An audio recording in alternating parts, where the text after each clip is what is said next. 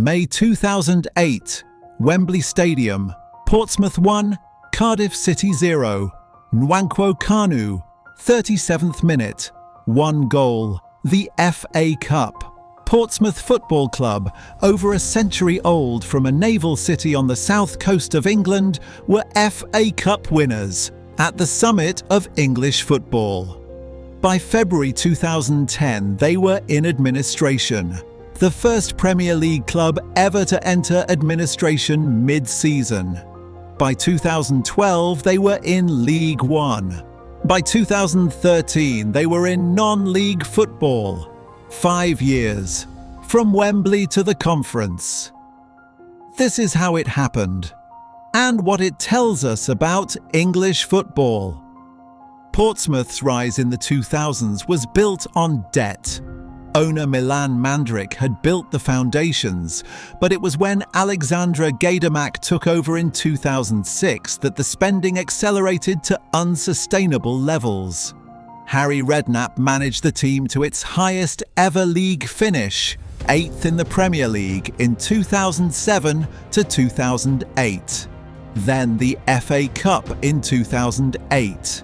The squad included Glenn Johnson, David James, Sol Campbell, Peter Crouch.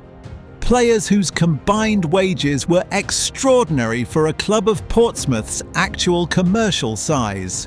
Portsmouth were a Premier League club spending like they were in the top 6.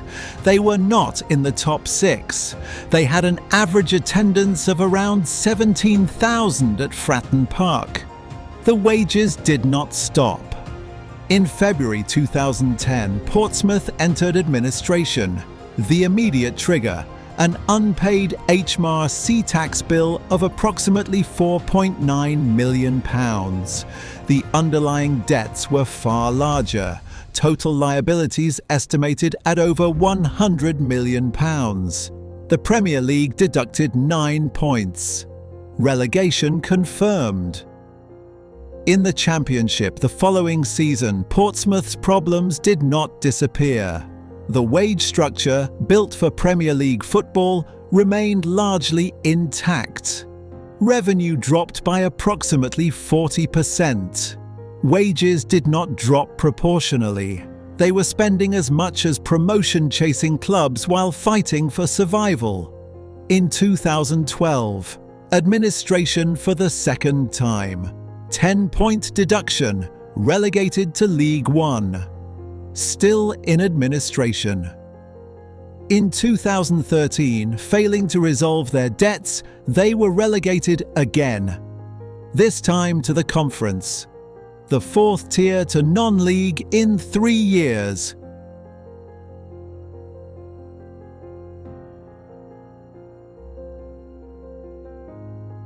In 2013, the Pompey Supporters Trust completed a takeover that made Portsmouth the largest supporter-owned club in English football at that time.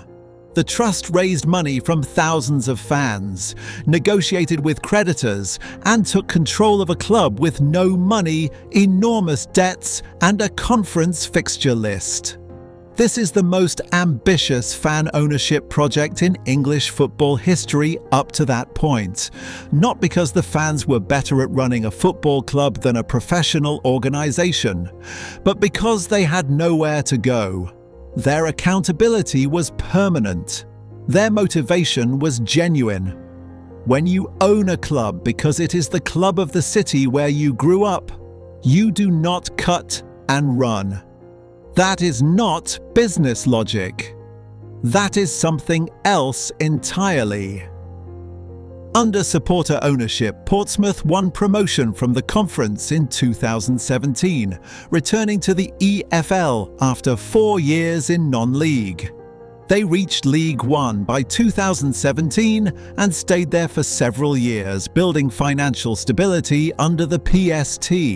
In 2024, they were promoted to the Championship, their first season at the second tier since 2010. 11 years, Conference to Championship. That is the pyramid working as it should.